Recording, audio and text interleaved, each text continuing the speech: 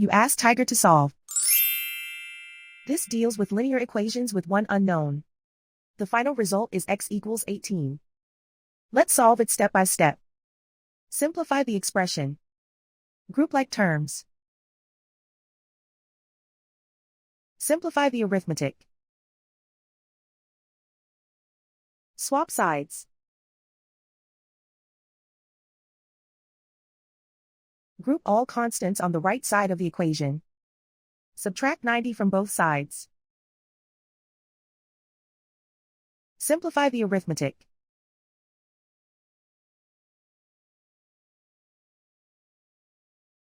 Isolate the x. Divide both sides by 15. Simplify the fraction.